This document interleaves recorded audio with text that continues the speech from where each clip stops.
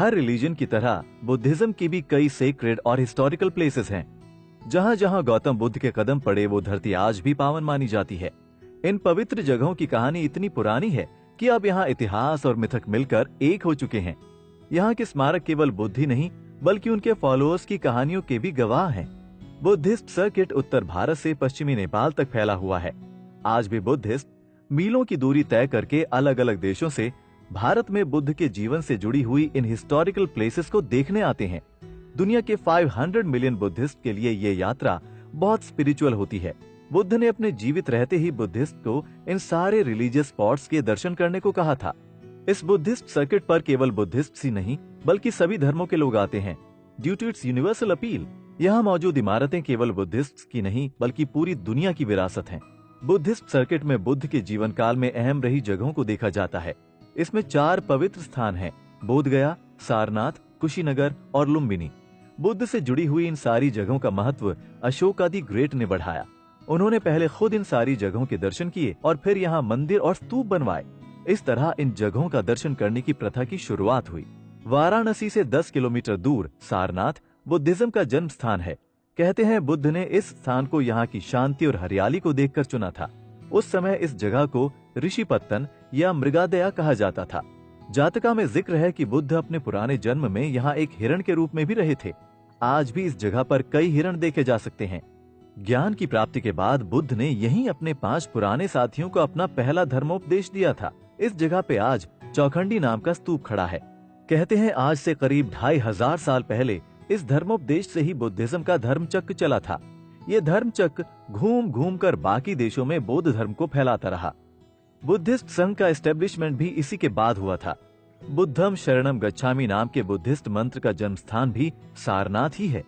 यही है धामक नाम का स्तूप जो बुद्ध की गद्दी माना जाता था। 5th सेंचुरी एडी में बनाए गए इस 128 फीट लंबे और 93 फीट चौड़े धामक स्तूप के अवशेष भी देखे जा सकते हैं, जिसके पीछे मूलगंध कुटी मंदिर है।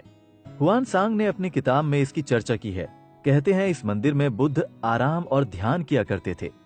बुद्धिज्म अपनाने के बाद सम्राट अशोक 273 बीसी में यहाँ आए और उन्होंने यहाँ एक स्तूप खड़ा करवाया जिसके सर पर एक शेर की मूर्ति थी। ये मूर्ति ही आज भारत का राष्ट्रीय चिन्ह है।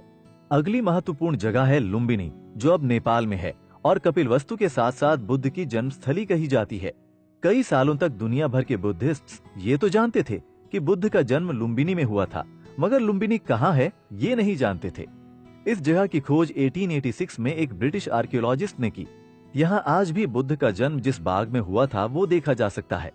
केंजो टैंग नाम के जापानी वास्तुकार ने इस बाग को सजाया है और ये आज एक वर्ल्ड हेरिटेज साइट है।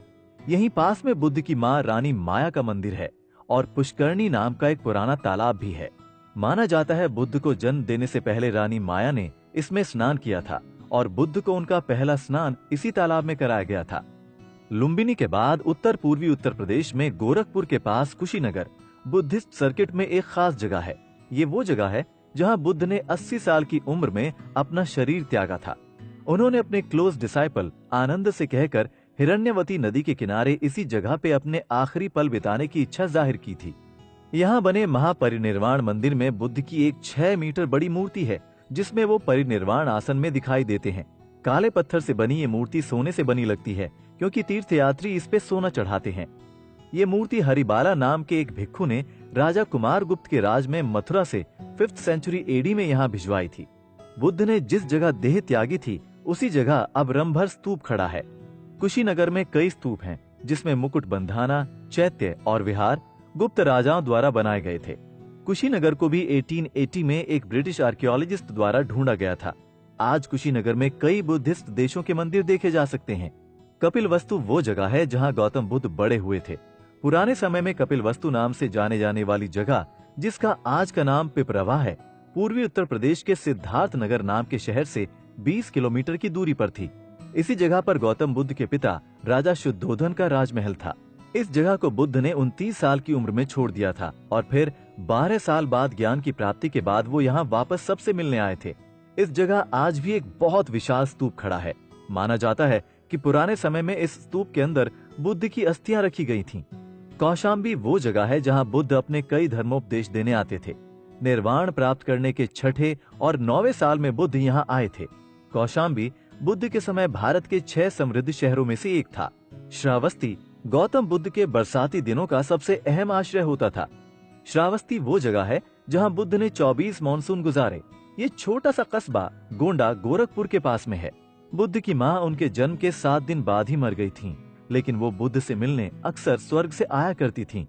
संकिसा वो जगह मानी जाती है जहाँ बुद्ध ने अपनी माँ रानी महामाया को धर्म की दीक्षा दी थी। बुद्धिज्म भारत में सिर्फ बड़े बड़े राजाओं की सहायता से ही फैला था।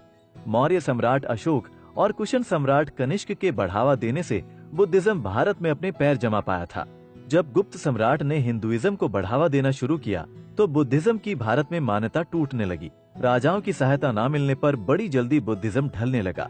ब्रह्मांडिकल धर्म लोगों में आसानी से वापस आने लगा और फिर इस्लाम के भारत में फैलने से बुद्धिज्म धीरे धीरे खोसा गया। बड़े बड़े मंदिर और तीर्थ स्थान सब भुला दिए गए। इस तरह बुद्धिस्ट सर्किट का धीरे धीरे नामो निशान मिट गया।